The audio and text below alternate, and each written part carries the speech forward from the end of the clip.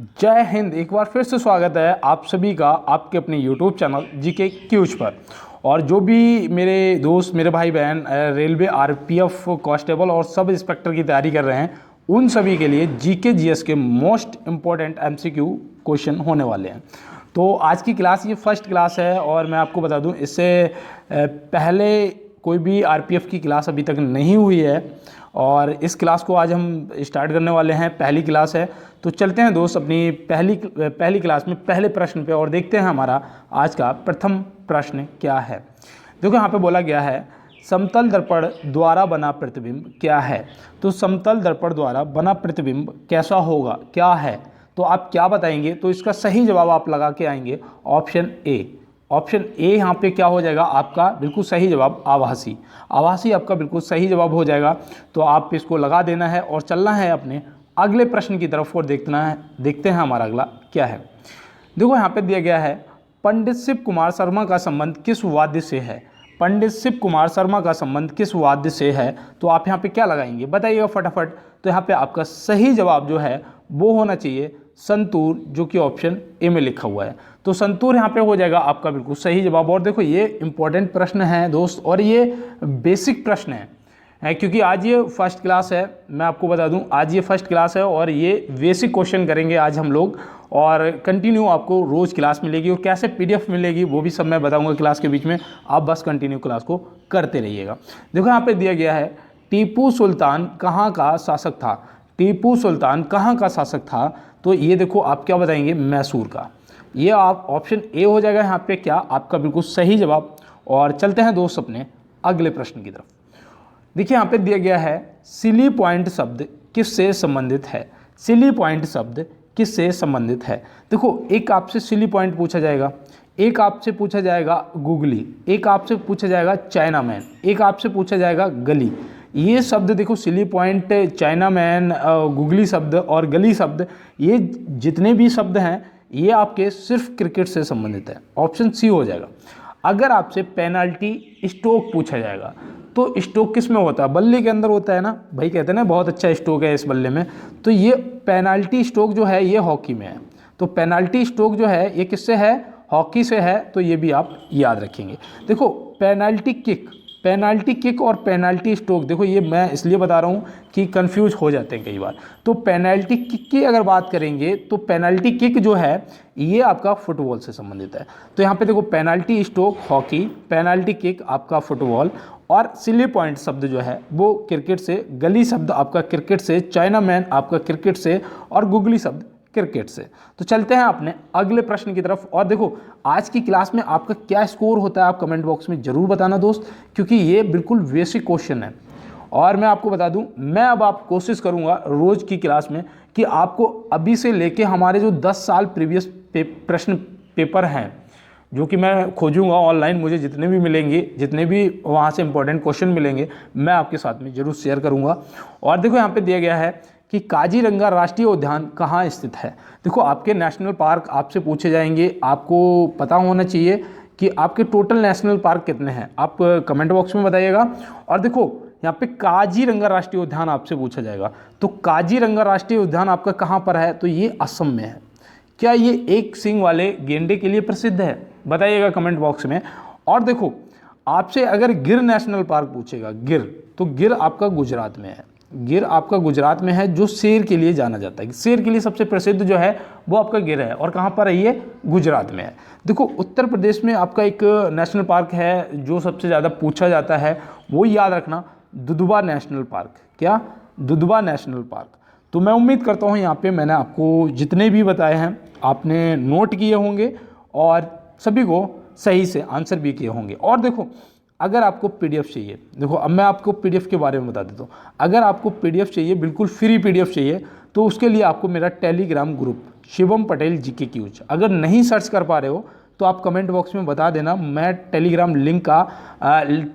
Group का जो link है वो शेयर कर दूंगा। ठीक है, आपको कमेंट बॉक्स में दे दूंगा और वहाँ से आप सीधा टेलीग्राम ग्रुप को ज्वाइन कर लेना, जहाँ से आपको रोज़ फ्री पीडीएफ मिलती रहेगी, वो भी बिल्कुल 100 क्वेश्चन की। आप सोचो आपके पेपर तक 100 क्वेश्चन करके कितने क्वेश्चन हो जाएंगे। तो आप क्या करेंगे, उसके लिए आप लिख देना कमेंट बॉक्स में कि भैया मुझे पीडीएफ चाहिए या लिंक दे दो टेलीग्राम का, तो मैं दे दूँगा और आप ज्वाइन कर लेना। देखो यहाँ पे दिया गया है पोंगल किस राज्य का त्यौहार है। पोंगल जो है वो किस राज्य का त्यौहार है, तो ये आपका हो जाएगा तमिलनाडु का। अगर आपसे पूछा जाएगा कि कुचिपुड़ी जो नृत्य है कहाँ से संबंधित है, तो जो कुचिपुड़ी आपसे पूछा जाएगा वो आपका आंध्र प्रदेश से संबंधित है।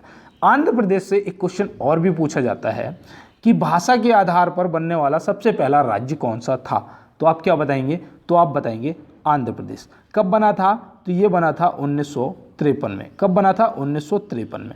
और देखो करंट अफेयर की क्लास दोस्त देखते रहना, मैं तो देखता हूँ ठीक है, मैं डेली देखता हूँ करंट अफेयर की क्लास को, और आप भी देखना स्टार्ट कर दो। आप जिस भी चैनल पे जाओ जहाँ से भी आपको लगे कि आपको जो अच्छे से करंट अफेयर की क्लास समझा पा रहा है, तो आप वहाँ से पढ़ लीजिएगा, क्योंकि दोस्त 4 से 5 क्वेश्चन तो पक्का है जो कि पूछे जाएंगे, हो सकता है कि ज़्यादा भी पूछ लिए जाए। देखो यहाँ पे मैं आपको बताऊँ, केरल से याद रखना आपसे कथकली पूछा जाएगा। कथकली लोक नृत्य, आपका जो कथकली है वो केरल से संबंधित है। आपसे कथक पूछा जाएगा, कथक जो है ये आपका उत्तर प्रदेश से संबंधित है, तो ये भी आप याद रखना। रासलीला कहाँ से संबंधित है, रासलीला कमेंट बॉक्स में बताना। और चलते हैं दोस्त अपने अगले प्रश्न की तरफ। देखिए यहाँ पे दिया गया है कि अंतर्राष्ट्रीय ओजोन दिवस कब मनाया जाता है सॉरी, अंतर्राष्ट्रीय ओजोन दिवस कब मनाया जाता है। देखो ये आपका इंपॉर्टेंट है भाई, ये आपसे पूछा जा सकता है, तो आप इसका सही जवाब जो है वो क्या लगाएंगे, 16 सितंबर। 16 सितंबर ऑप्शन ए लगा देना, बिल्कुल सही जवाब हो जाएगा आपका। अब देखो यहाँ पे आपसे शिक्षक दिवस पूछा जाएगा, शिक्षक दिवस, तो आप क्या बताएंगे, तो आपको बता देना है 5 सितंबर। शिक्षक दिवस आपका 5 सितंबर हो जाएगा। अगर आपसे अंतर्राष्ट्रीय शिक्षक दिवस पूछ लिया जाएगा तब क्या बताओगे, तो अंतर्राष्ट्रीय शिक्षक दिवस अगर पूछा जाएगा तो 5 अक्टूबर बता देना है। क्या, 5 अक्टूबर बता देना है। तो चलते हैं दोस्त अपने अगले प्रश्न की तरफ और देखते हैं हमारा अगला क्या है। और मैं हमेशा कहता हूँ कि ना थके हैं पैर मेरे और ना ही हिम्मत हारी है, मैंने देखे हैं कई दौर और आज भी सफ़र जारी है। तो चलते रहना है अपनी दौड़ में और एक दिन सफलता को पा लेना है। देखो यहाँ पे दिया गया है मानव शरीर का सबसे बड़ा अंग है, मानव शरीर का सबसे बड़ा अंग है। अब यहाँ पे यकृत को देखते ही टिक मत कर देना मेरे भाई, वरना गलत हो जाएगा, क्योंकि प्रश्न को सही से पढ़ो। मानव शरीर का सबसे बड़ा अंग पूछा है, तो अगर अंग पूछेगा तो आप त्वचा को लगाएंगे। किसको लगाएंगे, त्वचा को लगाएंगे। जो हमारी ये क्या स्किन होती है ना, मेलानिन से बनती है ना, कलर भाई किससे बनता है, मेलानिन से बनता है, ये भी प्रश्न पूछा जाता है। तो ये त्वचा जो है ये हमारा सबसे बड़ा अंग है। अब यकृत को कैसे लगाएंगे आप, अगर सबसे बड़ी ग्रंथि पूछेगा, क्या पूछेगा, सबसे बड़ी ग्रंथि पूछेगा, तो आप क्या करेंगे, तो आप यकृत को लगा देंगे। अगर सबसे बड़ी हड्डी पूछेगा तो फीमर को लगाना है। ये कहाँ की होती है, ये जांघ की हड्डी होती है। और देखो स्टेपिस आपकी क्या होती है, स्टेपिस जो होती है ये कान की हड्डी होती है, सबसे छोटी हड्डी होती है, तो ये भी आप याद रखना। तो चलते हैं दोस्त अपने अगले प्रश्न की तरफ। और ये क्या हुआ यहाँ पे, 1 मिनट, ठीक है, चलते हैं अपने अगले प्रश्न की तरफ और देखते हैं हमारा अगला क्या है। देखिए यहाँ पे पूछा गया है जैन धर्म के प्रथम तीर्थकार कौन थे। तो जैन धर्म के प्रथम तीर्थकार अगर पूछा जाएगा तो आपको क्या लगा देना है, तो आप ऋषभदेव लगा देना, ऋषभदेव। यहाँ पे आपका ऑप्शन बी हो जाएगा, ऋषभदेव बिल्कुल सही जवाब। लेकिन अगर जैन धर्म का वास्तविक संस्थापक पूछा जाएगा, अगर जैन धर्म का वास्तविक संस्थापक पूछा जाएगा तब क्या लगाओगे, तो आपको लगाना है महावीर स्वामी जी। महावीर स्वामी जी को लगाना है, जो कि आपके 24वें एवं लास्ट तीर्थकार थे, मतलब 24वें एवं आखिरी तीर्थकार जो थे वो महावीर स्वामी जी थे। और ये इनको वास्तविक संस्थापक भी जैन धर्म का माना जाता है। और देखो बौद्ध धर्म का गौतम बुद्ध को संस्थापक, जो गौतम बुद्ध जी हैं वो संस्थापक हैं। अब मैं आपको और बताऊं, गौतम बुद्ध जी से भी प्रश्न पूछे जाते हैं कि एक प्रश्न बहुत ज़्यादा पूछा गया था कि सबसे पहले उन्होंने ज्ञान कहाँ दिया था, जो सबसे पहले उन्होंने ज्ञान कहाँ पर दिया था। ये आपके आरपीएफ में पूछा जा चुका है, आपके आरपीएफ में पूछा जा चुका है कि गौतम बुद्ध ने सबसे पहले अपना उपदेश कहाँ दिया था, तो वो दिया था सारनाथ में। कहाँ दिया था, सारनाथ में। और उनको ज्ञान की प्राप्ति कहाँ हुई थी, तो वो हुई थी बोध गया में। कहाँ हुई थी, बोध गया में हुई थी। तो ये भी आप याद रखना है दोस्त। और चलते हैं अपने अगले प्रश्न की तरफ। और देखो मैं तो दोस्त ऐसे ही आराम आराम खुद भी पढ़ता हूँ और आपको समझाता हुआ सभी प्रश्नों को चलूँगा।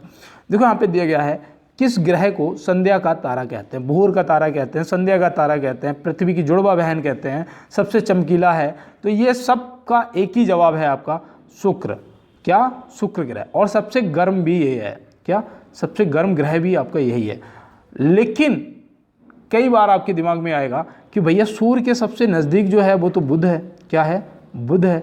लेकिन मैं आपको बता दूं बुध सबसे गर्म नहीं है, क्योंकि ज़्यादा गर्म होने की वजह से, सूर्य की ज़्यादा गर्मी होने की वजह से उसके अंदर का जो वो क्या मौसम बोल सकते हैं ना, वातावरण ख़त्म हो चुका है, तो वो ज़्यादा गर्म उसको नहीं बोल सकते। जो सबसे गर्म है तो आपको गर्म पूछा जाएगा तो आप शुक्र को लगा देना।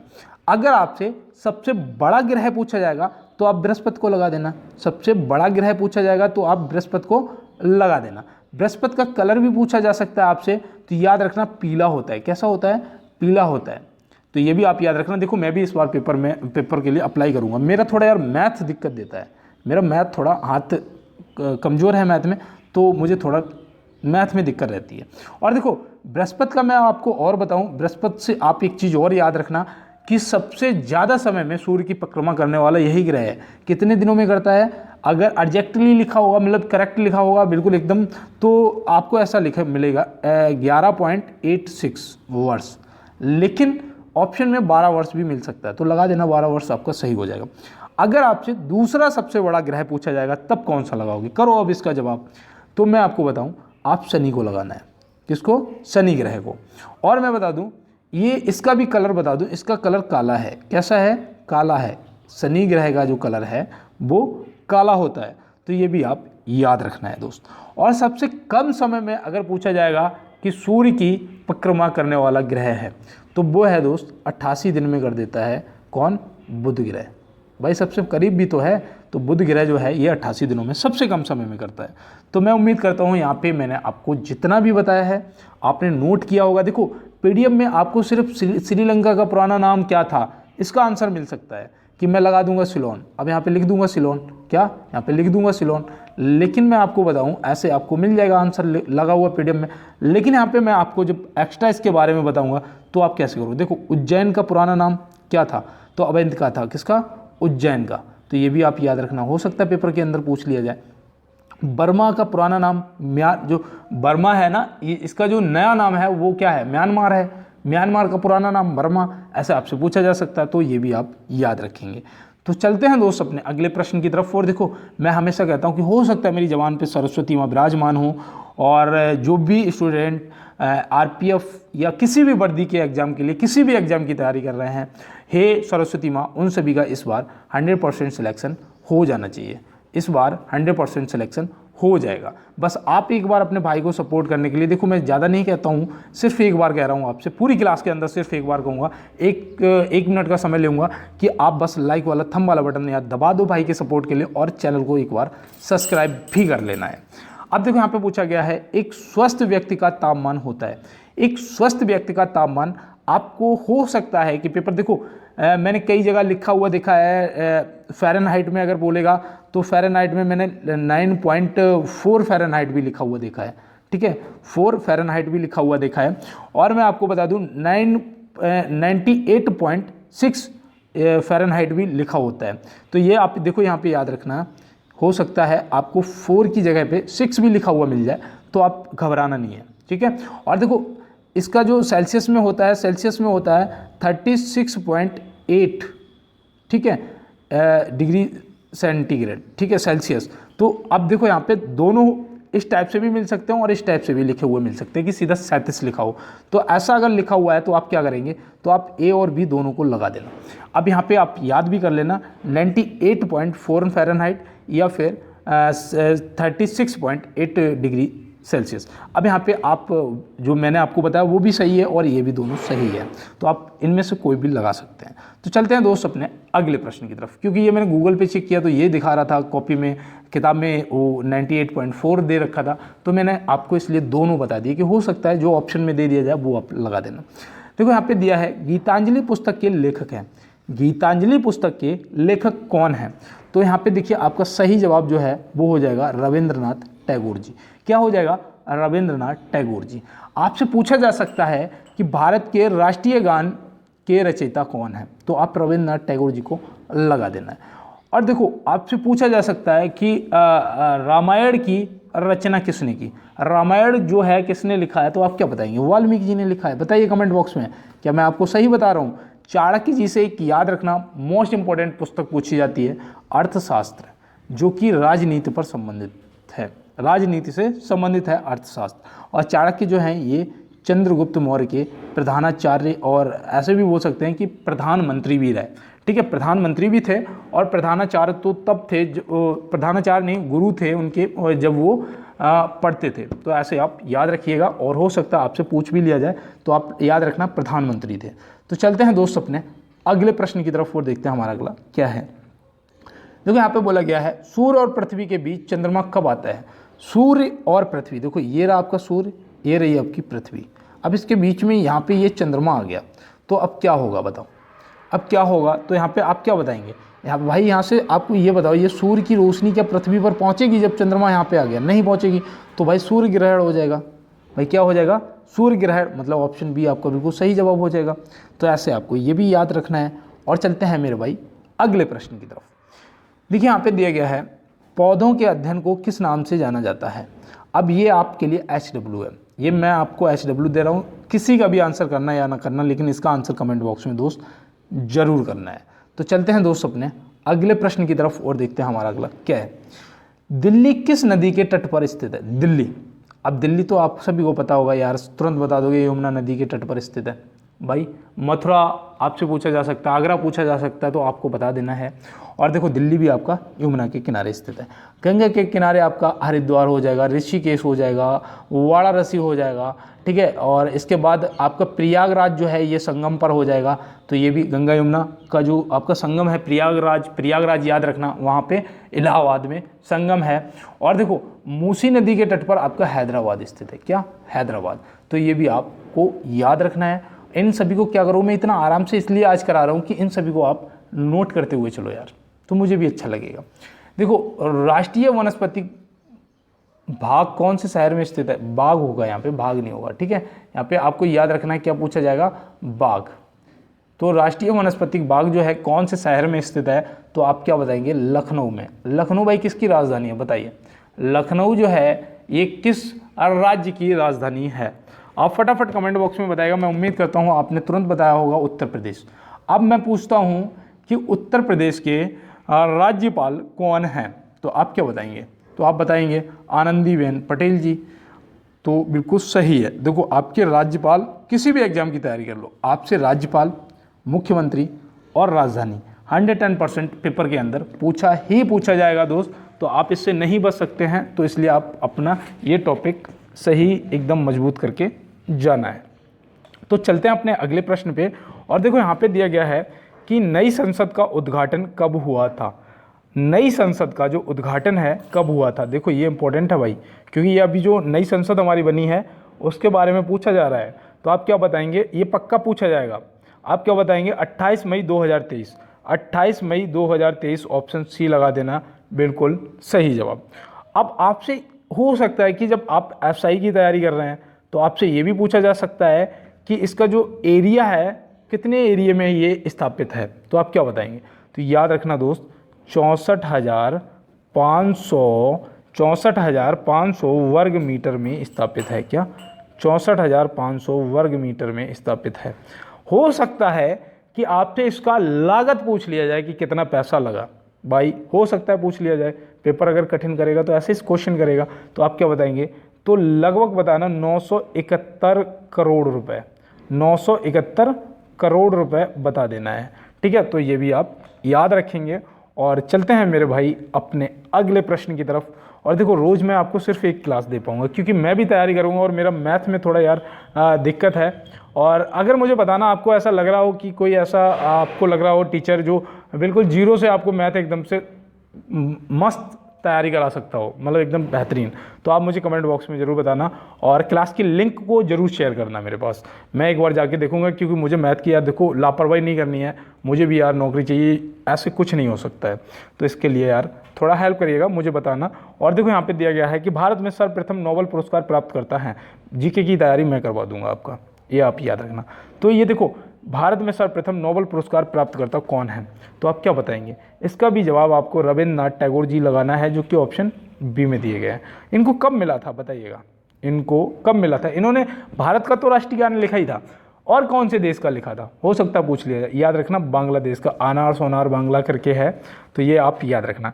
और देखो रविंद्रनाथ टैगोर जी को जो नोबेल पुरस्कार मिला था वो मिला था 1913 में। कब मिला था? 1913 में। किस लिए? साहित्य के लिए। और देखो प्रथम महिला पूछा जाएगा अगर आपसे, तो आप क्या बताओगे? तो आप याद रखना मदर टेरेसा को मिला था। किससे मिला था? मदर टेरेसा को मिला था ना। किसके लिए? शांति के लिए। किसके लिए? शांति के लिए। तो ये भी आप याद रखना। तो यहाँ से आपको बंकिम चंद्र चटर्जी जी को तो पता ही होगा, राष्ट्रीय गीत लिखा था इन्होंने, तो ये भी आप याद रखेंगे। और चलते हैं अपने अगले प्रश्न की तरफ। मैंने आज बोला ना आपको बिल्कुल हलवा क्वेश्चन कराऊंगा, बिल्कुल सिंपल क्वेश्चन। और कल से आपकी क्लास रेगुलर आपको वो क्वेश्चन मिलेंगे जो आपके पेपर में पूछे जा चुके हैं। देखो यहाँ पे दिया गया है, विश्व का सबसे बड़ा टीवी टावर कहाँ है? विश्व का सबसे बड़ा टीवी टावर कहाँ है? तो भाई कौन सा है और कहाँ है? तो आप क्या बताएंगे? ये लेह में स्थापित है। भाई कहाँ है? लेह में स्थापित है। इसकी ऊंचाई क्या है बताइए? भाई देखो SI की तैयारी कर रहे हो तो हो सकता है आपसे ऊंचाई पूछ ली जाए, तो आप क्या बताएंगे? तो आपको तुरंत बताना है, इसकी जो ऊंचाई है वो है 3440 मीटर। 3440 मीटर, और ये लेह में स्थापित है। तो मैं उम्मीद करता हूँ ये आपको समझ आ गया होगा। और चलते हैं अपने अगले प्रश्न की तरफ। संविधान के अनुच्छेद 17 और 18 में व्यवस्था है, अस्पष्टता का उन्मूलन पूछा जाएगा, आपको 17 लगा के आना है। अगर आपसे 17 और 18 दोनों का पूछ दिया जाएगा तो आपको क्या लगा के आना है? तो आपको लगा के आना है सामाजिक समानता, तो जो कि आपका ऑप्शन बिल्कुल सही हो जाएगा। इसी टाइप से होते हैं, बस माउस से यहाँ पे क्लिक करना होता है इस बिंदी के अंदर, जिस पे कर दोगे वही ग्रीन हो जाएगी, मतलब यही तुम्हारा आंसर हो गया, और बाद में आपको पता चल जाएगा। अब देखो प्रधानमंत्री से रिलेटिव याद रखना, आपसे पूछा जा सकता है कि प्रधानमंत्री की नियुक्ति कौन करता है? भाई प्रधानमंत्री जी को नियुक्त किया जाता है, जीतती तो पार्टी है, नियुक्त किया जाता है। और कौन करता है? और राष्ट्रपति जी करते हैं। कौन से अनुच्छेद के तहत करते हैं? तो याद रखना 75। ठीक है। और देखो धर्म की स्वतंत्रता जो है, धर्म का प्रचार एवं धर्म की स्वतंत्रता जो है, ये आपके आर्टिकल मतलब अनुच्छेद 25 के अकॉर्डिंग आता है, 25 में आता है। और देखो मैं आपको बताऊं, आपसे पूछा जा सकता है कि उच्च न्यायालय के मुख्य न्यायाधीश की नियुक्ति कौन से अनुच्छेद के तहत होती है? तो देखो प्रधानमंत्री को याद रखना 75 से होती है, तो उनको 76 से होती है, तो 76 याद रखना। ठीक है। तो मैं उम्मीद करता हूँ यहाँ पे मैंने आपको जितना भी एक्स्ट्रा बताया है आपने नोट कर लिया होगा। और चलते हैं दोस्तों अपने अगले प्रश्न की तरफ। हवा महल कहाँ स्थित है? हवा महल जो है ये आपका कहाँ पर स्थित है? देखो ये क्लास ना, ये क्लास को ये मतलब ये आप जो PPT देख रहे हैं यहाँ पे ये लिखा हुआ, ये लगभग मैं अभी से 8 दिन पहले ही कर लिया था टाइप। थोड़ा तबीयत सही नहीं थी, इसलिए मैंने आर्मी अग्निवीर का जो क्लास चल रहा था वो भी बंद करना पड़ा मुझे, और ये भी नहीं स्टार्ट हो पाया, आज स्टार्ट हुआ है। और कल से आपको रेगुलर सभी क्लासें मिलती रहेंगी, और ख़ासतौर पे आपकी GK की इंपॉर्टेंट क्वेश्चनों की क्लास रेगुलर होगी। देखो हवा महल आपका जो है ये आपका जयपुर में है। आपका जो चार मीनार है ये कहाँ पर है? चार मीनार आपकी शायद हैदराबाद में है ना, बताइएगा।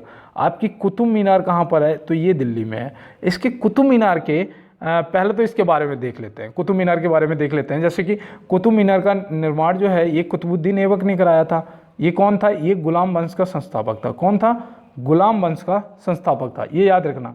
और आपको मैं बता दूं गुलाम वंश का वास्तविक संस्थापक जो है वो इल्तुतमिश को माना जाता है, ये भी आप याद रखना। ठीक है, इंपॉर्टेंट है, आपसे पूछा जा सकता है, वहाँ पे कुतुबुद्दीन ऐबक दे दे और आप लगा दें तो गलत हो जाएगा दोस्त। और आपको देखो इल्तुतमिश हो जाएगा।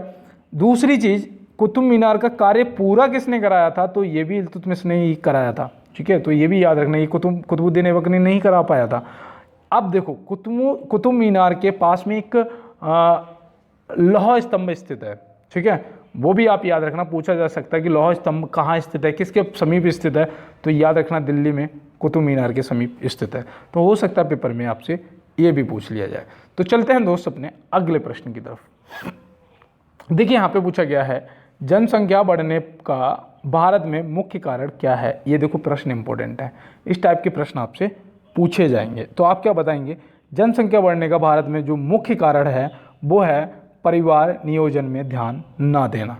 परिवार नियोजन में ध्यान ना देना, जो कि ऑप्शन बी लगा देना। मैं आपको सच बताऊं दोस्त, मेरे गांव में ऐसे ऐसे लोग हैं, एक के बच्चे लगभग 18 होंगे और एक के बच्चे लगभग 16 होंगे, और ऐसे लोग भी हैं जिनके बच्चे लगभग 12 होंगे, और कई बच्चे इनके एक्सपायर भी हो चुके हैं। जब भाई ज़्यादा बच्चे होंगे तो कहाँ से यार उनका सही से ध्यान रख पाओगे, कहाँ से उनका इस महंगाई में पालन पोषण कर पाओगे, तो ये सब मुश्किल हो जाता है ना। मुझे देखो अकेला हूँ, उसके बाद भी यार पढ़ाई लिखाई और ये सब घर वालों को ऐसा लगता है कि 10 के बराबर अकेला खर्चा कर रहा हूँ। समझ रहे हो ना, वो उनके 15 बच्चे, तो कहाँ से यार चलेगा।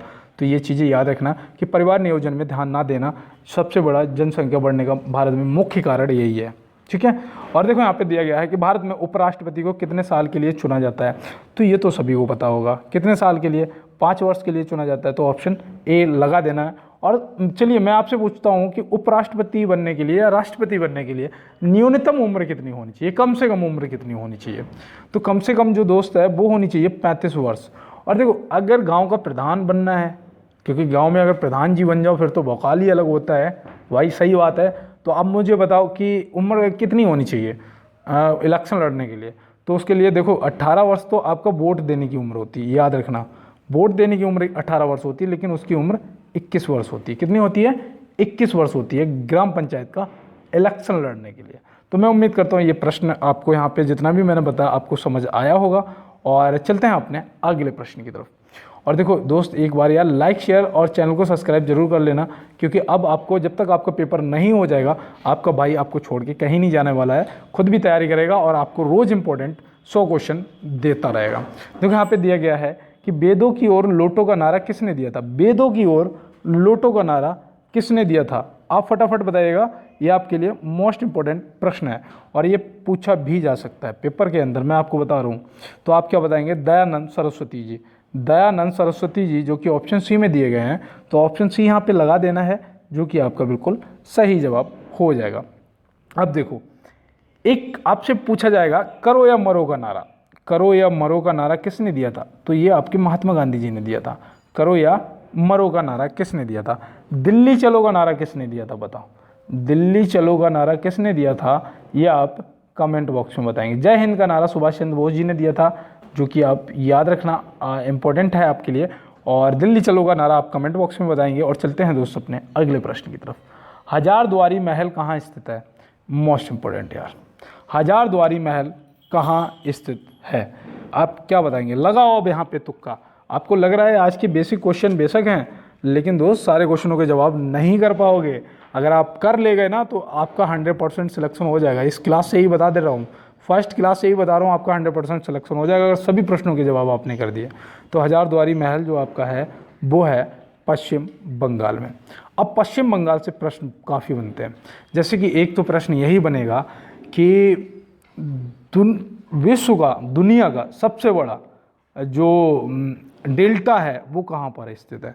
तो वो आपका पश्चिम बंगाल में है, जिसका नाम है सुंदरबन का डेल्टा। सुंदरबन का डेल्टा जो आपका है वो कहाँ पर है? तो वो आपका पश्चिम बंगाल में है। तो ये देखो आप याद रखना, हो सकता है आप पेपर के अंदर पूछ लिया जाए, इसलिए आपको याद रखना है। श्रीनगर की स्थापना किसने की थी? श्रीनगर को किसने बसाया था?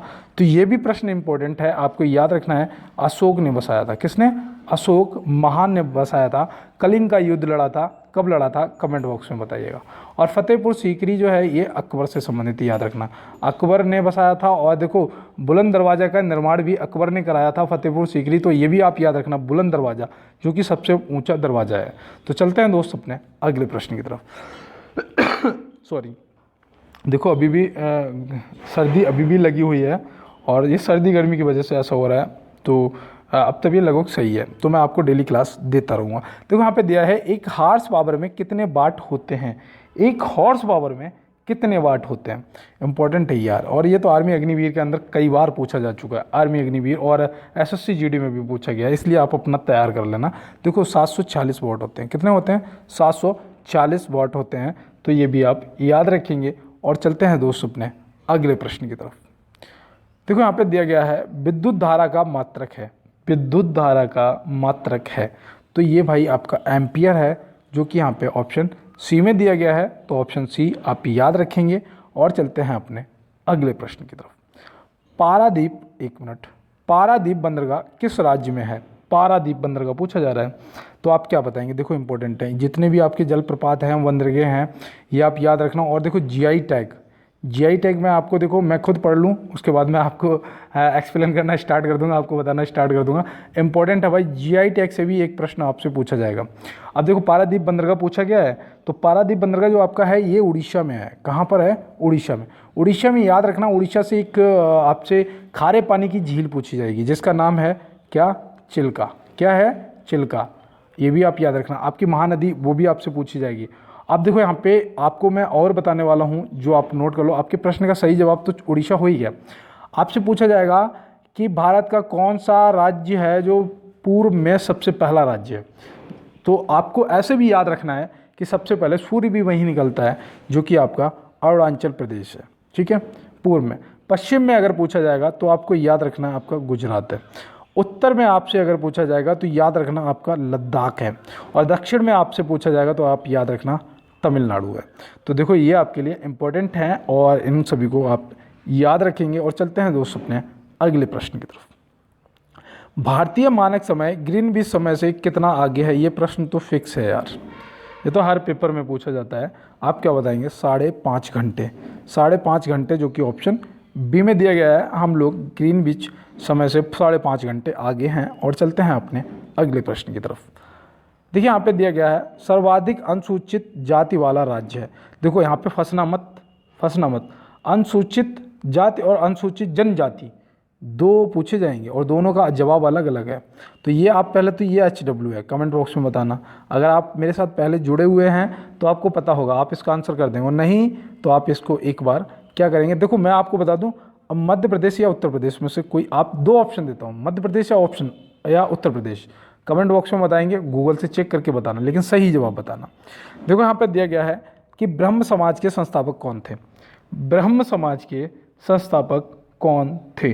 तो अब यहाँ पे आप क्या लगाएंगे? तो यहाँ पे आपका जो सही जवाब है वो होना चाहिए राम मोहन राय। राम मोहन राय, ऑप्शन ए लगा देना, आपका सही जवाब हो जाएगा। और दयानंद सरस्वती जी जो है, इनसे आप याद रखना, जो अभी मैंने आपको क्या बताया था, इनने एक नारा दिया था, वेदों की ओर लौटो का नारा। वेदों की ओर लौटो का नारा जो है, ये दयानंद सरस्वती जी ने दिया था। तो ये भी आप याद रखेंगे। और चलते हैं अपने अगले प्रश्न की तरफ। फिरोजाबाद किसके लिए प्रसिद्ध है? तो फिरोजाबाद जो है ये कांच की चूड़ियों के लिए प्रसिद्ध है। भाई किस लिए प्रसिद्ध है? कांच की चूड़ियों के लिए प्रसिद्ध है। यहाँ पे सबसे सस्ती चूड़ियाँ मिलती हैं, ऐसे भी याद रखना, सबसे अच्छी। और ये सबसे ज़्यादा यहाँ पे मतलब चूड़ियों का ही व्यापार होता है। तो ऐसे आप याद रखेंगे। तालों के लिए जो ताला होता है ना आपका, लॉक होता है, लॉक।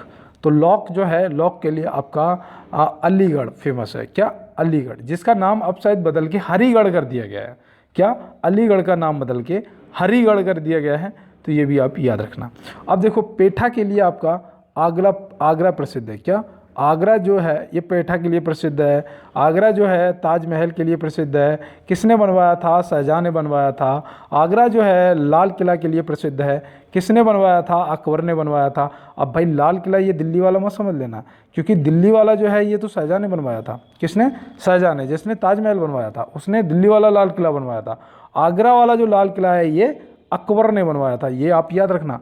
और देखो जब अगर बात शाहजहां की आ गई तो इसको स्थापत्य कला का स्वर्णकाल बोला जाता था, इसके काल को। ये भी आप याद रखना। और चित्रकला का स्वर्णकाल आपके जहांगीर की उसको बोला जाता था काल को। और चलते हैं दोस्त अपने अगले प्रश्न की तरफ। कई बार ऐसा होता है कि मेरे अंदर का भूत जाग जाता है, मैं चीज़ें खोद के निकालने लगता हूँ कि इससे ये, और कई बार ऐसा होता है मुझसे गलती हो जाती है। फिर मेरे दोस्त लोग मुझे कमेंट बॉक्स में बोलते हैं, भैया आपने ये क्वेश्चन गलत कर दिया, ये आपने आंसर गलत दे दिया। हाँ भैया, कभी कभी मुझसे हो जाता है, उसके लिए मैं पहले ही आपसे सॉरी बोल देता हूँ। देखिए यहाँ पे दिया गया है जवाहरलाल नेहरू हवाई अड्डा कहाँ है? HW, कमेंट बॉक्स में बताना। दिल्ली में आपका इंदिरा गांधी हवाई अड्डा है। अब आपके पास कोलकाता मुंबई बच रहा है। अब कोलकाता और मुंबई में याद रखना है आपको कि इसमें सुभाष चंद्र बोस जी को याद रखना। सुभाष चंद्र बोस जी का जो अंतर्राष्ट्रीय हवाई अड्डा है वो कहाँ है? आप कमेंट बॉक्स में बताएंगे। तो चलते हैं दोस्त अपने अगले प्रश्न की। तो अगला प्रश्न है हमारा, देखिए यहाँ पे दिया गया है कि भारत में जीएसटी की शुरुआत कब हुई थी। देखिए GST goods and service tax, full form याद रखना। जीएसटी का जो आपका फुल फॉर्म है गुड्स एंड सर्विस टैक्स, आप याद रखेंगे। अब देखो कब शुरुआत हुई थी भारत में, तो ये देखो आपके लिए वेरी वेरी मोस्ट इंपॉर्टेंट प्रश्न है, आपको बताना है। तो ये देखो रटा रटाया क्वेश्चन है कि 1 जुलाई 2017, 1 जुलाई 2017, 1 जुलाई 2017 को भारत में goods and service tax GST की शुरुआत हुई थी।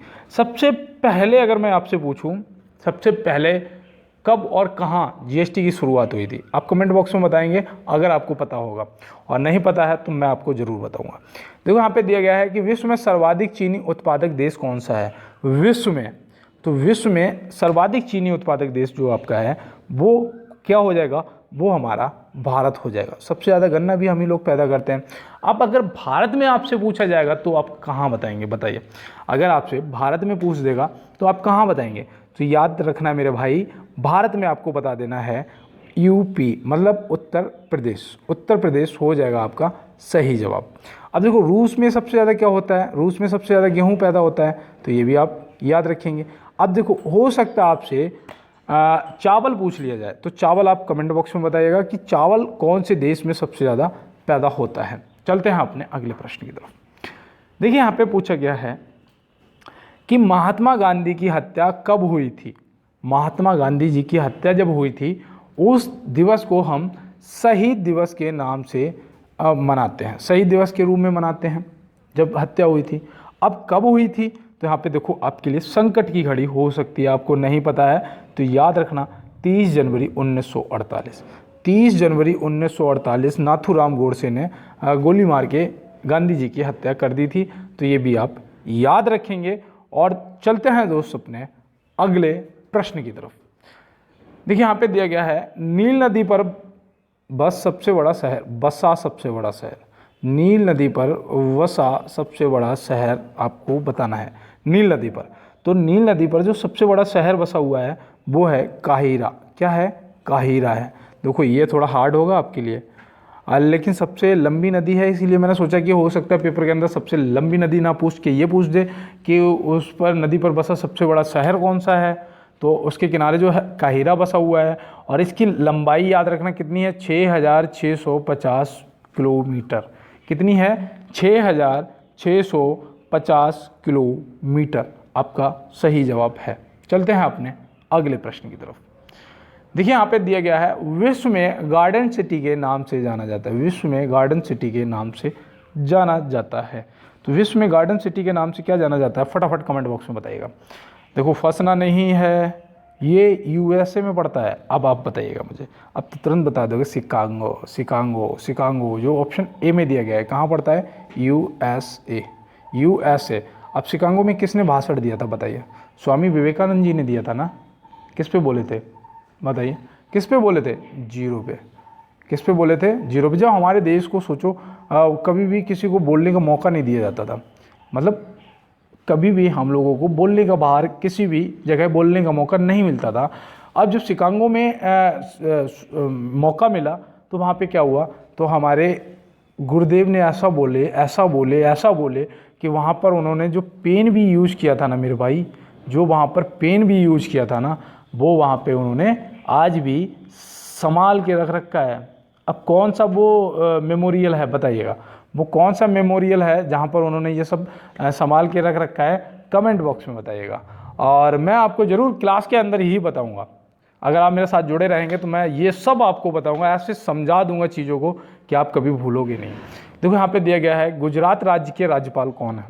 ये आप देखो जब जिस दिन पेपर देने जाओ ना, सारे एक बार लेटेस्ट चेक करके जाना कि इलेक्शन चल रहे हैं, कहीं पे मुख्यमंत्री जी चेंज होंगे, कहीं पे हो सकता है राज्यपाल जी चेंज हो जाए, तो ये सब चेक करके जाना। वहाँ पे ये मत कहना कि भैया ने मुझे बता दिया था कि गुजरात के जो राज्यपाल हैं वो आचार्य देवव्रत जी हैं, तो आचार्य देवव्रत जी ही लगा के आ जाओ, हो सकता है कि इलेक्शन के बाद चेंज हो जाए। तो ये सब चीज़ें आप याद करके जाना।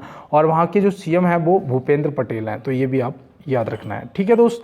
और देखो गुरमीत सिंह जी जो हैं ये कौन है, तो ये शायद उत्तराखंड के ये राज्यपाल हैं। कहाँ, उत्तराखंड के राज्यपाल आपके गुरमीत सिंह जी हैं, तो ये भी आप याद रखना है। तो और फागू चौहान जी, जो मैं काफ़ी बार आपको बता चुका हूँ, फागू चौहान जी कहाँ के राज्यपाल हैं, कमेंट बॉक्स में बताइएगा। 7 टापुओं के नगर के नाम से जाना जाता है? 7 टापुओं के नगर के नाम से जाना जाता है। तो ये देखो, ये तो इम्पोर्टेंट है। क्यों? क्योंकि ये शहर आपका है मुंबई। क्या है? मुंबई, जिसको सपनों का शहर, सपनों की नगरी या सपनों का शहर जो है वो भी किसे बोलते हैं? मुंबई को। कि भाई मुंबई जाएंगे, वहाँ पे एक्टर बन जाएंगे, सपनों का शहर। मुंबई को भारत की आर्थिक राजधानी भी बोलते हैं। ये भी याद रखना, हो सकता है पेपर के अंदर पूछ लिया जाए, ये आपके लिए इम्पोर्टेंट है। भारत की दिल्ली, जो दिल्ली है वो भारत की राजधानी कब बनी थी? तो वो बनी थी 1911 में, स्थानांतरित हुई थी 1912 में। उससे पहले कहाँ थी? उससे पहले कोलकाता थी। उस टाइम वायसराय कौन था? भारत का वायसराय कौन था? कमेंट बॉक्स में बताना। चलते हैं अपने अगले प्रश्न की तरफ। कौन सी जल संधि भारत और श्रीलंका को अलग करती है? वेरी वेरी मोस्ट इंपॉर्टेंट यार, वेरी वेरी मोस्ट इंपॉर्टेंट प्रश्न है कि कौन सी जल संधि भारत और श्रीलंका को अलग करती है? तो भाई ये पाक जल संधि है। पाक जल संधि, ऑप्शन ए। कहीं लंका जल संधि मत देख लेना कि यहाँ लंका का नाम है तो लंका जल संधि लगा देना है, तो गलत हो जाएगा दोस्त। ठीक है, तो पाक जल संधि, ऑप्शन ए याद रखना, आपका सही जवाब हो जाएगा। चलते हैं अपने अगले प्रश्न की तरफ। और देखो, मैं आपको एक ही क्लास दे पाऊँगा क्योंकि यार मैं आपको सच बताऊँ, मेरे पास डाटा की दिक्कत है। मेरा एक ही नंबर रिचार्ज है, दूसरा कराने की व्यवस्था नहीं है। ठीक है, फॉर्म भी अप्लाई करना है, तो मैं आपको उतना देता रहूँगा जितना डाटा मेरे पास भी बच जाएगा। थोड़ा 3 GB में से मेरे पास भी थोड़ा बच जाएगा और आपके पास भी 2-2.5 GB की ये क्लास हो जाएगी। ठीक है, तो ये आप चिंता मत करना, आपका 2-2.5 GB नहीं जाएगा। आप इस क्लास को मात्र 100 MB मुश्किल से खर्च होंगे, 220 पिक्सल पे करके देख लेना। ठीक है, अब देखो यहाँ पे मैं आपको बताऊँ, ब्रह्मपुत्र नदी का उद्गम स्थल भी पूछा जाएगा। अब ब्रह्मपुत्र नदी का उद्गम स्थल आप क्या बताएंगे? तो आपको तुरंत बताना है मानसरोवर झील। क्या बताओगे? मानसरोवर झील आपका सही जवाब हो जाएगा। लेकिन ये जाके गिरती है जहाँ ख़त्म होती है, मतलब ब्रह्मपुत्र नदी जो है कहाँ जाकर ख़त्म हो जाती है? तो ये बंगाल की खाड़ी में जाकर ख़त्म हो जाती है। भैया मैं पूछ रहा हूँ कि ब्रह्मपुत्र नदी की लंबाई कितनी है, बताइए। भारत की सबसे लंबी नदी कौन सी है? तो वो तो आप तुरंत बता देंगे कि भैया गंगा है, जिसकी लंबाई है 2525 किलोमीटर। मुझे पता है आपको रटा पड़ा है। ब्रह्मपुत्र जो है, इसकी जो लंबाई है वो है 2900 किलोमीटर। कितनी? 2900, मतलब 100 किलोमीटर कम, 3000 किलोमीटर, 2900 किलोमीटर। ये तिब्बत के पास मानसरोवर जो झील है वहाँ से निकलती है, तो ये भी आप याद रखना। और देखो मैं आपको बताऊँ, यहाँ पे एक चीज़ और याद रखना, यहाँ से एक नदी और निकलती है। ठीक है, कौन सी? सिंधु। कौन सी? सिंधु। तो ये भी आप याद रखना, हो सकता है पूछ लिया जाए। मानसरोवर झील के पास से सिंधु नदी भी निकलती है, लेकिन ये जो है ये कहाँ गिरती है? अरब सागर में जाके गिरती है। ये कहाँ गिरती है? ये अरब सागर में जाके गिरती है। तो ये भी आप याद रखेंगे। तो चलते हैं दोस्त अपने अगले प्रश्न की तरफ। और देखो, प्रश्नों को अगर याद करना है तो उसके लिए दोस्त मैं आपको बता दूं, आपको नोट करना पड़ेगा, आपको लिखना पड़ेगा प्रश्नों को, आप तभी याद कर पाएंगे। बिना नोट करे ये प्रश्न याद नहीं होते हैं। आप चाहे 50 बार पढ़ लेना, याद नहीं होंगे जब तक आप इनको नोट या मतलब कहने का मतलब लिखेंगे नहीं। तो ये आप याद रखेंगे। देखो यहाँ दिया गया है, भारत के किस राज्य को चीनी का कटोरा कहा जाता है? अभी तो यार मैंने बताया था आपको। किसको बताया था? उत्तर प्रदेश को बोला था ना, तो याद रखना, उत्तर प्रदेश आपका सही जवाब हो जाएगा। तो चलते हैं दोस्त अपने अगले प्रश्न। और देखो, भारत में सबसे ज़्यादा जंगल जो आपके हैं वो मध्य प्रदेश में पाए जाते हैं, ये भी आप याद रखना, हो सकता है आपसे पूछ लिया जाए। और सबसे ज़्यादा दाल जो है, दाल जिसमें प्रोटीन होती है, कहाँ पैदा होती है? मध्य प्रदेश में।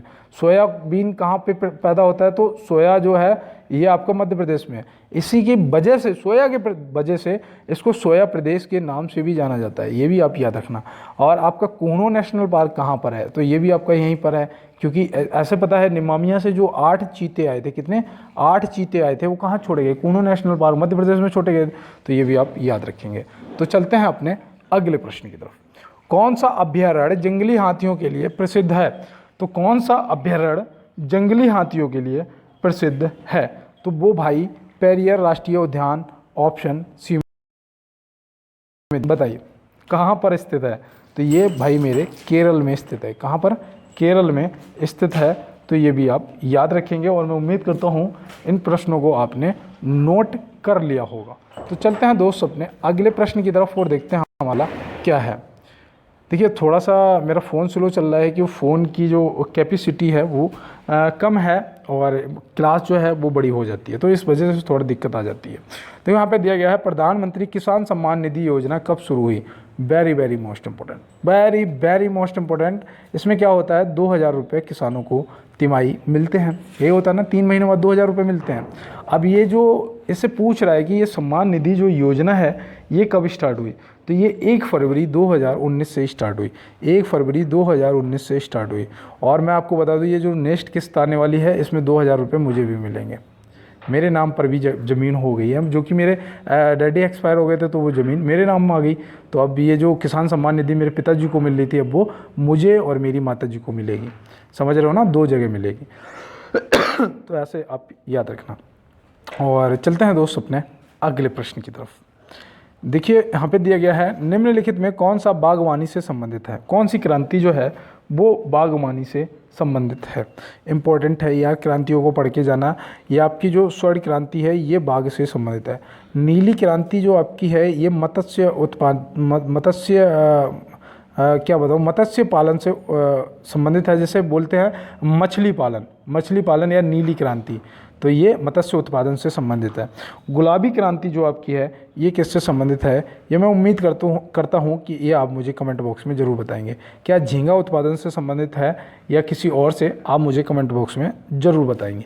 चलते हैं अपने अगले प्रश्न की तरफ। भारत में सबसे अधिक दाल किस राज्य में उत्पन्न होती है। अरे मैं अभी आपको बता के ही आया हूँ, मध्य प्रदेश। तो आप तुरंत लगा देना है, तो समय बर्बाद नहीं करना है। चलते हैं अपने अगले प्रश्न की तरफ।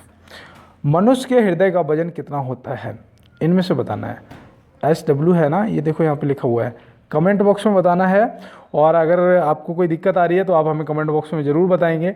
और अगर फिजिकली आपको रनिंग करने में, बीम लगाने में, उठक बैठक लगाने में, लॉन्ग जंप, हाई जंप, किसी भी जंप में या किसी भी तरीके से कोई भी आपको दिक्कत आ रही है तो आप हमें कमेंट बॉक्स में ज़रूर बताइएगा। जो भी हेल्प होगी ये आपका छोटा भाई आपकी हेल्प ज़रूर करेगा। और आप भी अपने भाई को यार एक बार सपोर्ट करने के लिए यार लाइक वाला बटन ज़रूर दबा दीजिएगा। और मैं उम्मीद करता हूँ आपने दबा दिया होगा, साथ में चैनल को सब्सक्राइब भी मार दिया होगा और क्लास को ज़्यादा से ज़्यादा दोस्तों के साथ में शेयर भी कर दिया होगा। तो यहाँ पे दिया गया है वर्तमान राष्ट्रीय सुरक्षा सलाहकार कौन है। वर्तमान राष्ट्रीय सुरक्षा सलाहकार कौन है, तो आप क्या बताएंगे, तो वो हो जाएंगे आपके अजीत डोभाल जी। देखो ये आपको पता होना बहुत ज़रूरी है, अजीत डोभाल जी। देखो अमित शाह जी कौन है, तो ये कौन है बताइएगा। क्या ये आपके गृह मंत्री जी हैं, कमेंट बॉक्स में बताइएगा। अश्विनी वैष्णव जी जो हैं ये आपके रेल मंत्री जी हैं। कौन, रेल मंत्री जी हैं। अनुराग ठाकुर जी कौन है, तो वो युवा एवं खेल मंत्रालय के मंत्री हैं। और देखो आपको मैं बताऊं नितिन गडकरी जी जो हैं वो रोड परिवहन के मंत्री हैं। इस तरीके से आपसे पूछे जाएंगे तो आप इन सभी को याद रखना। और स्मृति ईरानी जी जो हैं ये कौन सी मंत्री हैं, आप कमेंट बॉक्स में बताएंगे। तो मैं उम्मीद करता हूँ ये प्रश्न आपको समझ आ गए होंगे। और देखो अगर आपको PDF चाहिए, वाकई में आप पढ़ना चाहते हैं, आपको PDF चाहिए, ये तो आपकी आज की ट्रायल था, आपकी डेमो क्लास थी, ठीक है। कल से आपको वो सारे प्रश्न मिलेंगे जो आपके पेपर के अंदर पूछे जाते हैं। आप बात करते हैं अपने काम की, कि अगर आपको PDF चाहिए तो आप मुझे कमेंट बॉक्स में टाइप करेंगे भैया PDF कर देना, ओनली PDF लिख देना। PDF चाहिए या PDF या टेलीग्राम का भैया लिंक दे दो, ग्रुप में ज्वाइन होना है, कुछ भी आप लिख देना, मैं आपको लिंक शेयर कर दूंगा कमेंट बॉक्स में ही, वहाँ से आप ज्वाइन कर लेना। हालांकि मैं डिस्क्रिप्शन बॉक्स में भी लिंक दे दूंगा, अगर वहाँ पे एक्टिव दिखेगी तो आप वहाँ से ज्वाइन कर सकते हैं। और अगर कोई भी किसी भी प्रकार की दिक्कत आती है तो आप हमें कमेंट बॉक्स में ज़रूर बताइएगा। और जितने भी मेरे फ्यूचर वर्दी वाले, फ्यूचर फौजी, मेरे फ्यूचर सोल्जर मेरे साथ जुड़े हुए हैं, आप सभी को मेरा एक बार फिर से दिल से जय हिंद। मस्त रहो, स्वस्थ रहो, जहाँ भी रहो। मिलते हैं दोस्त नेक्स्ट क्लास में।